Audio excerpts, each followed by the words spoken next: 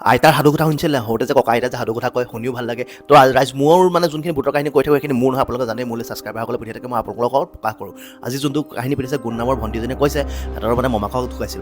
মমা ককাক ঢুকুৱা মানে 14 দিন হ'ল আৰু 14 দিনৰ পিছত আৰু এদিন আইতাকৰ হেনো বোলে আইতাক জীয়াইছে আইতাকৰ মানে কি বাহিৰলৈ যাবলৈ মন গ'লগৈ পানী খাবলৈ মন গ'ল চ' জুহালতে মানে বাহিৰৰ জুহাল চাই জুহালতে আপোনাৰ গৰম পানী আছে কুহুমীয়া গৰম পানী আইতাকে খাব মানে আঢ়ৈটামান বজাত বাহিৰলৈ গৈছে মানে আইতাক 3টা বাজি গ'ল আইতাক ভিতৰলৈ আহি পোৱা নাই তাৰপিছত সিহঁতৰ মমায়েকে মানে মমায়েকৰ ছোৱালীজনী মানে আইতাকক বাহিৰলৈ বিচাৰি গৈছে মানে বৌজনী ক'ত গ'ল বোলে আইতাজনী ক'ত গ'ল বোলে তাৰপিছত পিছফালে গৈ দেখিছে বগা বস্তু এটা খোজকাঢ়ি গৈ আছে তাৰপিছত মমায়েকে টচ মাৰিলে মানে সেইজনী আইতাকে মানে বগা চাদৰ মেখেলাখন পিন্ধি পেলাই মানে খোজকাঢ়ি গৈ আছে তাৰপিছত আৰু